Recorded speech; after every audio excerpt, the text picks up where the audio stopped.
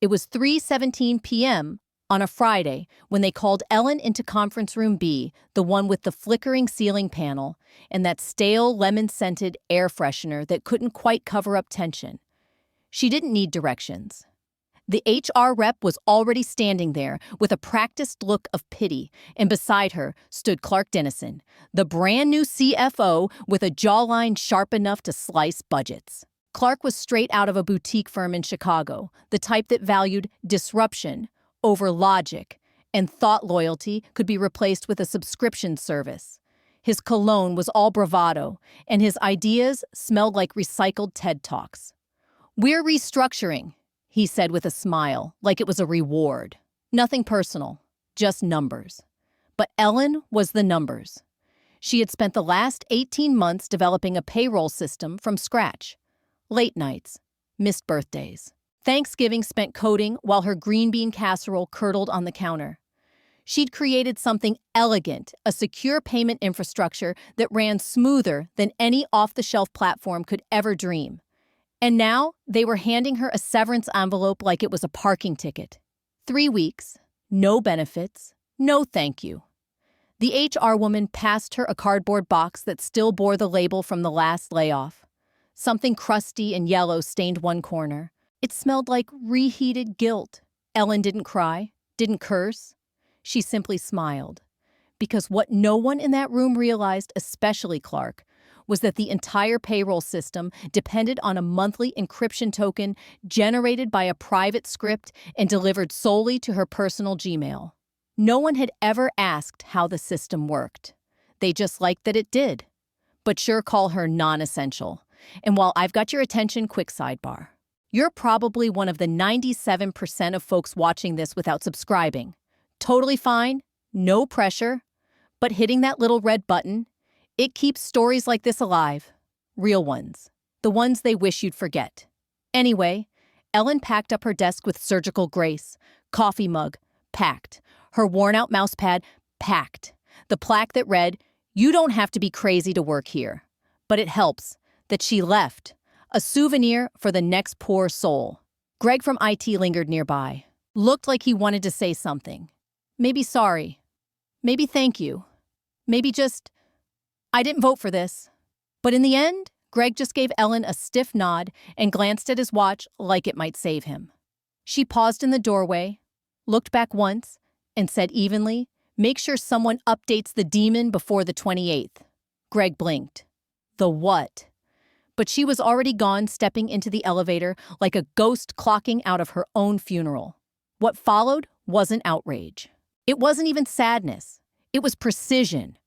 Because Ellen 47 had been through too much years in the Detroit office building, that system in the cracks of her life, to waste emotion now.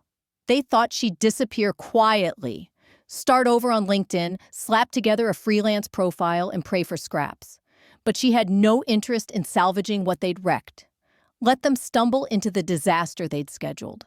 Let them feel every ounce of her absence. And the best part, they wouldn't even realize it until payday hit like a train. The next morning, she returned to clean out the rest of her desk, though no one had asked her to. Ellen didn't leave things unfinished. It wasn't in her bones, even if her badge was already deactivated. The security guard barely looked up, just buzzed her through like she was a ghost in heels. A few in accounting murmured awkward goodbyes. One even handed her a stale blueberry muffin like it was a farewell trophy. She took it with a gracious nod, Oscar style, and dumped it in the trash can before it even cooled in her palm. Greg from IT was hunched by her old cubicle, tangled in a mess of wires, or maybe in his guilt. He kept glancing over like a kid, hoping the broken window fixed itself overnight. Ellen threw him a lifeline. "Oh, and before I forget," she said casually, slipping her flash drive into her bag, "someone will need to update the payroll demon before the 28th. Otherwise, authentication fails." Greg blinked again. "The what?" "The demon," she repeated patiently. "It connects to the payment processors, needs a monthly key." He nodded like people do when they didn't catch a word, but hope it'll be explained later. Right. Got it. She knew he didn't. He'd file it away somewhere between refill printer toner and buy almond milk. She took one final look around her cube. The dying succulent. The haunted chair. The sticky note that read, "Don't let the bastards grind you down." She left it all behind. By the time she hit the lobby, Clark was already in the glass boardroom gesturing wildly. His mouth moved, but he didn't know it yet. The house was already on fire. All swagger and buzzwords, Clark Dennison stood in front of the board like a man selling magic beans, probably pitching future-proof payroll without realizing he'd just fired the actual future. And the proof. Ellen lingered by the glass exit just long enough to catch him laughing at some half-witty comment. He had no idea the knife was already buried. She didn't mention the Gmail restriction. Didn't bring up the off-grid key generator she'd built after IT denied her a cloud license. Didn't explain how she wrapped the authentication in a tokenized encryption wall so tight it'd take a government server a month just to reach an error screen. Why bother? No one asked. They never did. And as the door shut behind her, under the hum of those tired fluorescent lights, the gears began to turn. Ellen could practically hear the countdown each tick, dragging them closer to the 28th. Thursday morning arrived like a hangover after bad tequila. Calm at first. Phones rang. Slack pings buzzed. Someone in HR reheated a sausage wrap that made the whole West Wing smell like regret and polyester. Surface level normal, but just beneath it, static. It began quietly, around 9:12 a.m. "Hey, due pay stubs, usually drop by now," asked Tori, a fresh face in marketing, still optimistic enough to bring birthday cupcakes. She tossed the question out during stand-up like it was rhetorical. But silence answered her. Stubs typically hit the portal by noon on the 27th. Deposits landed the next day. Like sunrise, like dental deductibles. Always. So when Bryce, the junior accountant, with too much gel and not enough sleep, refreshed the admin dashboard and spotted a blinking red error next to the payment batch, he frowned. Clicked again, still red. Probably just a hiccup, he muttered mostly to himself. Opened a ticket to IT with the subject payroll error. Probably nothing, then returned to sipping iced coffee and doom-scrolling through Reddit threads about economic collapse. Meanwhile, in the back-end system, Ellen had stitched together with midnight coffee and refusal to quit the demon, initiated its regular handshake. Routine. Polite. It pinged her Gmail. Subject authentication required. Monthly payroll. Token expired. Clinical. Time-stamped. Embedded with the demon ID and shell access route. A quiet nudge to activate the unlock key. She saw it while sipping coffee in her Detroit apartment's sunlight, dancing across her windowsill. Let it sit unread. Then tapped, held, and deleted. No reply, no bounce, just silence. No response, no bounce back, just a void. If you'd like to see what happens, when quiet brilliance meets corporate arrogance again, go ahead, tap that subscribe button. The next story's already brewing, and trust me, you won't want to miss what's coming. Back at the Detroit office, Greg from IT was buried in chaos unrelated to payroll. He was busy migrating interns to a new VPN and troubleshooting the endless Wi-Fi drops in the West Wing. The failed handshake from Ellen's payroll demon, just another log entry lost in the background noise. It flagged once, then again 6 hours later. When no key arrived, the system quietly entered silent mode, waiting with eerie patience.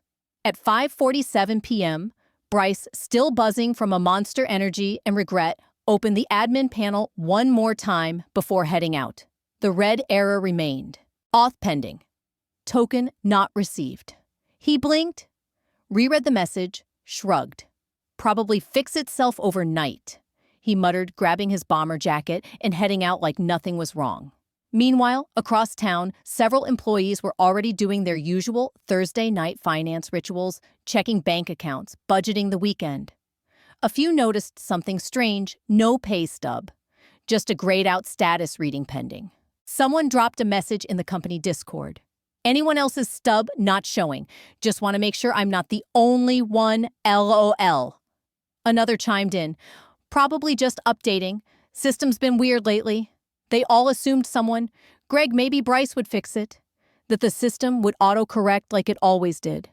But no one knew the system had already sealed itself off, that the lockout had hardened, that Ellen, now comfortably wrapped in a fleece robe at her apartment, was watching a Columbo rerun with her phone on silent and a large glass of Merlot by her side. Friday, 3 a.m. The phones began ringing before HR even powered up their monitors. Not polite check-ins. These were frantic, furious, emotionally loaded calls. Grown men snarling into voicemails. Single mothers stammering through tears. A regional sales manager in Cleveland yelling about a bounced mortgage payment. By 7:41 a.m. The receptionist abandoned her desk and locked herself in the restroom, shaking and gasping after the fifth call. In 7 minutes ended with someone screaming about eviction. At exactly 8 a.m., the company Slack imploded. Where's payroll? My rent hits today. Bank says no deposit. What's going on? HR posted a generic announcement at 8:09 a.m. We are currently investigating a delay in payroll processing. Please remain patient. Spoiler, no one stayed patient.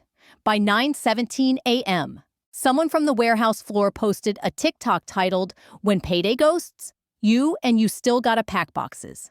It featured them dramatically slurping instant ramen in the break room, fake crying into a paper towel.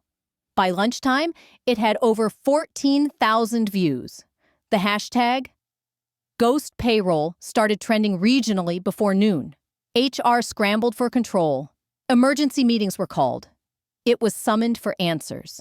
Greg, eyes bloodshot, and nerves shot, fumbled through system logs, muttering things like protocol mismatch, and this isn't supposed to happen. And then, inevitably, Clark Dennison, the CFO, arrived.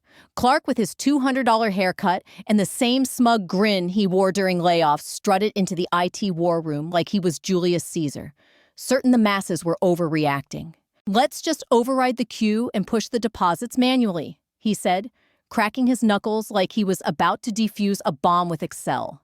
Greg didn't even argue, just slid the keyboard over. Clark navigated the payroll admin like he was playing Minesweeper, got to the master scheduler, clicked Override Authentication. The screen blinked. Authentication key expired. Please enter valid monthly token. He frowned. Tried again. Same prompt. Clicked Request key. Error key. Not stored on local server. Please check authorized endpoint. Clark scowled. Where the hell is the key? Greg, now sweating through his faded tech conference hoodie, cleared his throat like a man about to deliver a death sentence. It was coded to pull the key from an external email endpoint. Clark narrowed his eyes. What endpoint? Greg looked up slowly, like a man explaining math to a chair. It's tied to a personal Gmail. That's how the developer set it up. We didn't have secure cloud infrastructure at the time, so she handled it manually. Clark's jaw twitched. Are you telling me? He hissed that the only person with access to the payroll key is someone we fired last week. Greg didn't answer. He didn't need to. The silence said everything. Just like that, the illusion of Clark's efficiency shattered. The so-called expert in streamlined operations had amputated the company's financial artery without even knowing it. Outside, a crowd of employees had gathered near the front desk, phones in handbank, apps open, brows furrowed. Inside, the chaos thickened. Rumors swirled through every department. Some blamed hackers. Others whispered about accounting bugs. One guy from marketing muttered, "It's Mercury retrograde, man. That's gotta be it." But the truth sat quietly locked inside an email server no one at the office could access. And the woman who could. She was at brunch in Midtown Detroit, laughing as she sliced into a cinnamon roll the size of Clark Dennison's ego. Ellen, now officially 47 and gloriously unemployed, didn't even flinch when her phone vibrated. The screen lit up with the system's second failed handshake of the day. She didn't check it. Just flipped the phone face down on the table and took another sip of her coffee. Black, bold, no sugar. Like her. By noon, Clark's corporate Polish had worn down to a nervous tremble. He was pacing the IT conference room like a caged raccoon tie, undone hairline. Damp, barking half-sentences at anyone within earshot. It had been pulled into what would later be known as the most awkward debugging session in company history. Greg hunched over his terminal like it was a lifeboat. His eyes were bloodshot. His jaw never stopped moving, chewing on the inside of his cheek. On screen, the same error, pulsing like a warning siren. Auth key required. External endpoint unreachable. It was official. Now screenshotted, documented, confirmed by 3 separate specialists. The payroll system Ellen had built was encrypted with elegance and ferocity, locked behind a tokenized authentication gate that only responded to one source: her personal Gmail. Not payrollfuturetrack.com, not cdennisonaucorp.net. Her Gmail. And even if the system received the email, it still needed a physical 2FA token to authorize the unlock a backup measure she'd implemented after finance refused her proposal to build a secure internal vault. She offered to host the key on site, Greg muttered, without lifting his head. Finance said it wasn't necessary. She built the whole damn thing, Clark snapped like competence was a personal insult. She did, Greg replied, and she warned us. A junior legal rep, visibly sweating through her silk blouse, asked the inevitable question, "Can we bypass it?" Greg laughed. Not a funny laugh, more like a laugh you hear before a man quits his job on live TV. She embedded a decay cipher with time delay checksum. If we brute force it, the job queue corrupts. If we spoof it, it wipes the entire payment batch. So how do we get the key? The legal rep asked again. Greg turned his monitor. We've pinged her Gmail 4 times already. Across town, Ellen lay on a rooftop lounge chair, Margarita sweating beside her, the Detroit skyline behind her. Her phone buzzed again. She glanced, smiled, then hit delete. She wasn't being petty. This wasn't revenge. Not yet. This was the squirming, the slow dawning horror of realizing they'd severed the only artery that actually kept the heart beating. Back at the Detroit office, someone in legal finally asked, "Do we have her phone number?" HR said yes, but noted it had been flagged inactive. Ellen had changed it the week prior, right after they handed her a severance envelope with 3 weeks of insult. "Can we email her?" another asked. Greg just raised an eyebrow. "And say what exactly?" "Hey, remember how we shoved you out with 0 notice in a box from the supply closet? Mind saving our entire financial infrastructure for free?" Clark Dennison's jaw clenched so hard it sounded like gravel under tires. "Find her!" he snapped. But they all knew Ellen wouldn't be found. She'd be watching. And the clock still had 13 hours left before the final deposit window. Just enough time for Clark to convince himself he could still pull off a miracle. Just enough rope for hope to hang itself. Ellen wanted them to reach, to realize what they'd done, to feel the hollow space where she used to be, and need her back enough to say it out loud. Because when they finally broke, she'd be ready with terms. Not requests, not negotiations, terms. By 3:00 p.m., the office morale was shot through. Slack was a graveyard of panicked threads. The snack bar had been cleared out. The espresso machine hissed like a stressed-out train. And then came the first wave. Not official outreach, no, that would have required accountability. Instead, it started with the soft touches. Emails from former co-workers wrapped in thin smiles and barely disguised panic. Subject, "Hey, quick cue if you're around body high. Hope you're well." Small weird thing with the payroll script. Nothing major, probably. Just thought maybe you'd know. Totally understand if you're slammed. Ellen read them from bed, wrapped in her lavender-scented throw blanket. Her laptop played a documentary about octopuses solving mazes creatures underestimated until they escaped containment. She didn't respond. The messages kept coming. A junior HR rep named Emily sent one titled, "Urgent. Just need a tiny favor. The body practically digital, begging. Something about legal exposure, and you're not at fault, and everyone respects you." Ellen smiled. No response. Then came Clark. At 3:42 p.m., Ellen's Gmail pinged. The subject line was clinical, dry as a policy manual. Subject official request for assistance. Payroll access. The body of the message reeked of desperation dressed in professionalism. He was trying to sound composed.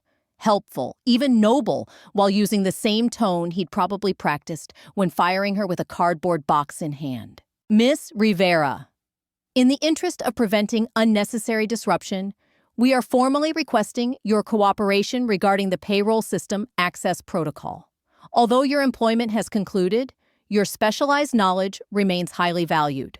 We would appreciate your urgent input to help resolve the matter. Regards, Clark Dennison. Chief Financial Officer Ellen stared at the email like it was a soggy flyer someone had stuck to her front door. She typed exactly 8 words, "I no longer work there." Best of luck.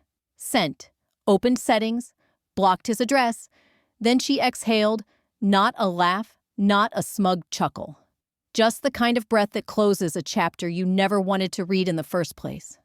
Back at the office, Clark's jaw practically dislocated. "That's it!" he snapped at the room. "She's not wrong," Greg muttered, leaning back in his chair without looking up. By 5 p.m., the office was infected with rumors. People whispered that Ellen had sabotaged the system on her way out, that she built a back door to tank the company, that she was now consulting with a competitor.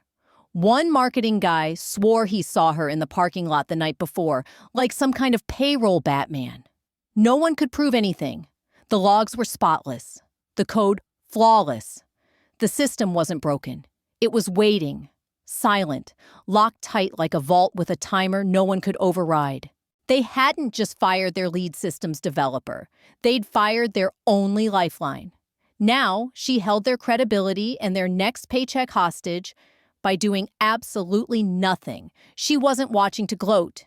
She wasn't even angry. She was detached.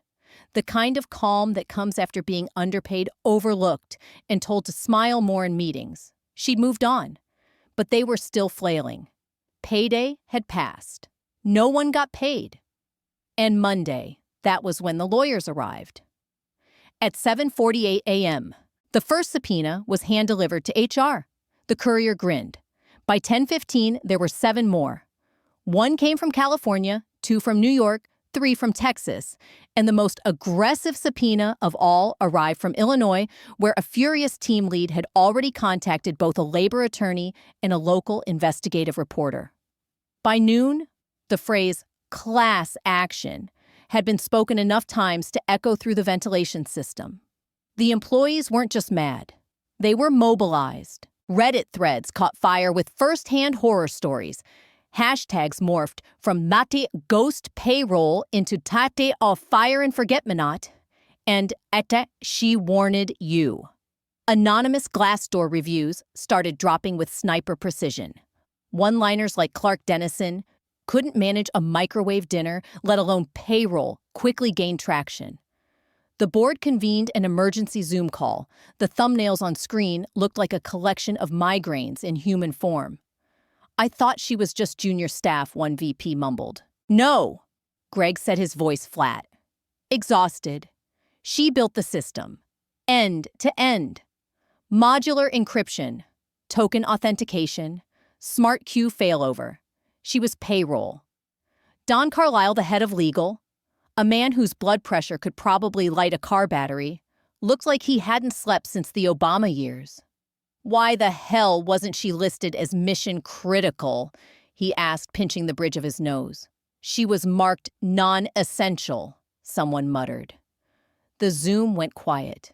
Don turned to Clark, who sat wilted in the corner of the conference room, collar wrinkled with sweat, tie halfway stuffed into a pocket. "You fired the one person with master access to the system," Don asked like he was explaining fire to a caveman. "She didn't say anything in the exit interview," Clark snapped. "She did tell you Greg cut in no longer bothering to protect anyone. She said someone needed to update the daemon before the 28th. "The what?" a board member asked. "The daemon," Greg said. "It's the heartbeat of the payroll system. If it doesn't get the key, everything locks out. And you didn't fix that, I can't. Only she has the encryption path. It's stored locally on her personal machine. It's not company property. Hire her back then," someone said almost desperately. All eyes turned to legal. Don shook his head. "She's under no obligation. Severance was clean. No leverage. Then get her on the phone." Greg pulled out his phone. Hesitated. "She blocked Clark. Blocked HR. The only thing I've gotten in 3 days was a thumbs up emoji to a meme I sent last year. They tried email again? No response. Tried LinkedIn. Her status read, currently, please direct inquiries to your life choices. It took them 4 frantic hours, but they finally dug up her emergency contact from dusty HR paperwork. Her cousin Nate, who ran a jet ski rental shack on the edge of Lake St. Clair near Detroit. When someone from legal called Nate, didn't miss a beat. "Oh yeah, she's here," he said, laughing. She just finished a mango smoothie and rented a paddleboard. Phone's probably in airplane mode. When asked if she might return the call, he chuckled. "Doubt it." She's been laughing for 3 days, said something about watching finance bros panic like they just found out Excel was unplugged. Clark sat in the corner, visibly shaking. "She's on vacation." Greg nodded, eyes still fixed on his screen. "Yup. Can she come back?" "Even temporarily?" Greg shrugged. "We can ask." But based on her last get commit message, "Good luck, boys. You'll need it." I wouldn't hold my breath. The board demanded a contingency plan. Don Carlisle didn't sugarcoat it. "The plan is begging." Clark said nothing, just stared at the carpet, finally understanding that severance isn't surrender, and silence isn't forgiveness. They needed her. Not her resume, her presence, her code, her terms.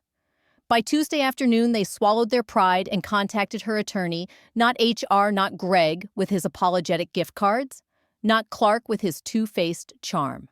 They reached Evelyn Tran, Ellen's attorney, a quiet powerhouse, whose soft voice could make a boardroom shiver.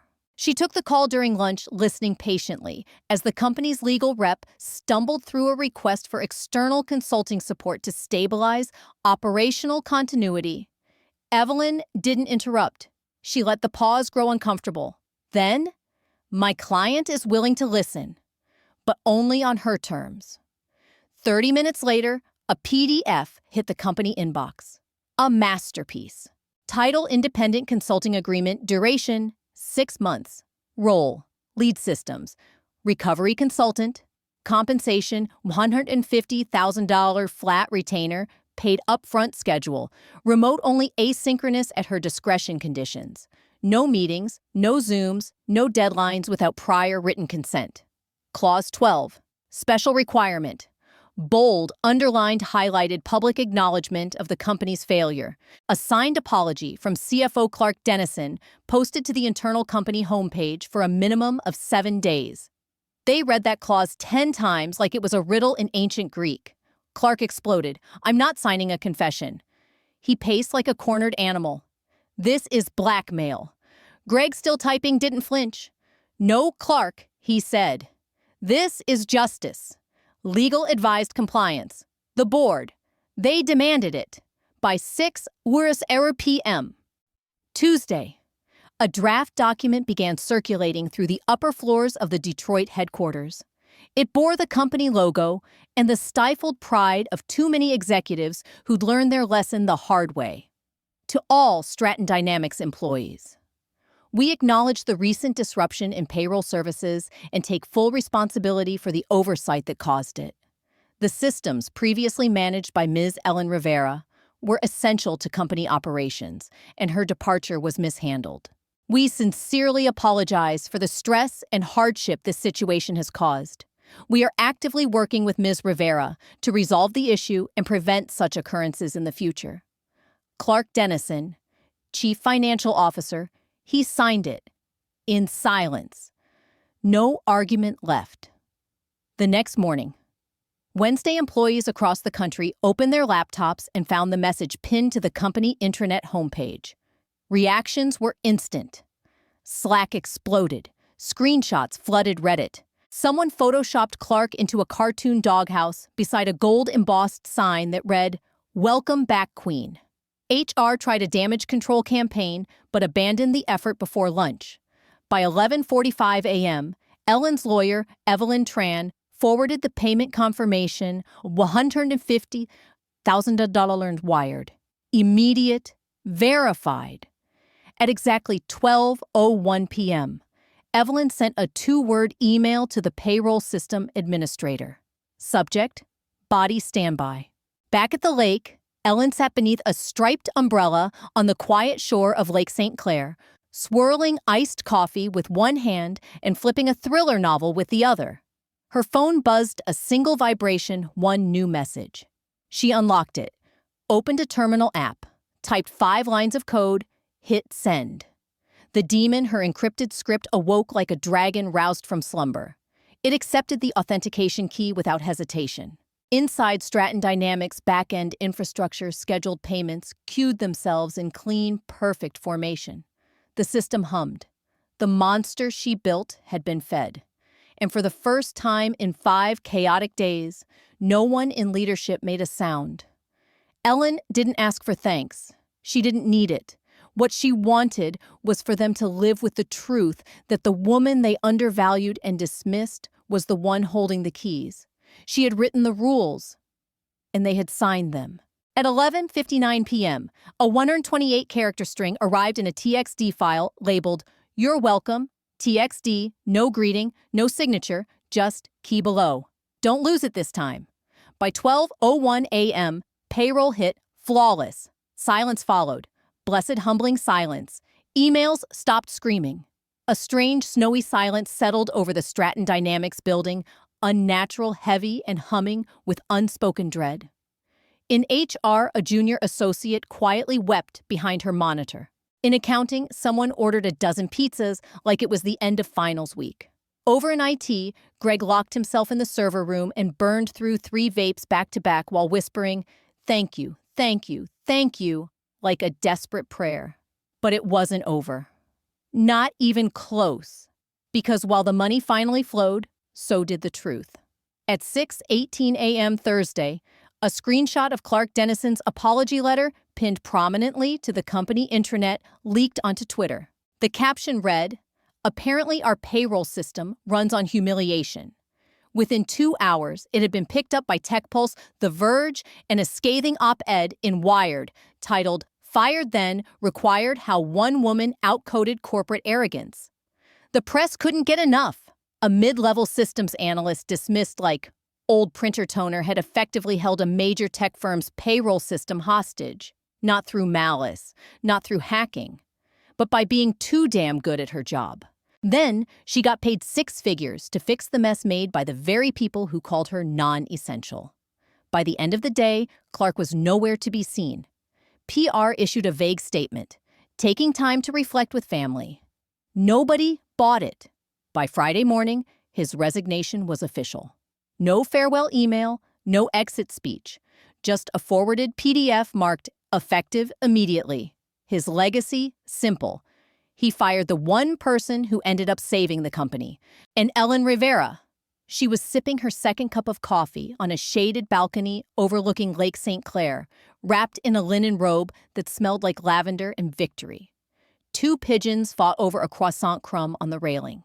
Her phone buzzed once. From hiring at Rathland Tech, comm subject lead systems architect role, $450K package. She locked the screen without opening it. Not because she wasn't interested, but because they could wait. They all could wait now. She'd already won. And this time, she wasn't selling her brilliance for a badge and a quarterly performance review. "You know, I never wanted to be the hero of this story. I just wanted to do my job, be respected, and go home knowing the system I built helped people get paid on time. But when they tried to erase me, like I didn't matter, I realized something. Sometimes the only way to make them see your worth is to make them need you when they thought they didn't." If my story hit home for you or reminded you of someone who's been overlooked, dismissed, or told they're replaceable, leave me a comment. Let me know your story. Let me know you're out there. Because I wasn't alone, and you aren't either. If you're watching this and you've ever been underestimated, here's what I've learned. Documentation is, power silence can be strategy, and dignity never requires permission. Know your systems, protect your knowledge, and never hand over the keys to people who don't respect the lock. Whether you're 27 or 67, you are more valuable than your job title suggests. And the most poetic revenge isn't anger, it's clarity. If you believe in workplace justice, in quiet strength, and in getting the last word without shouting, support this channel. Subscribe, share, and drop a note to Ellen in the comments. She earned it.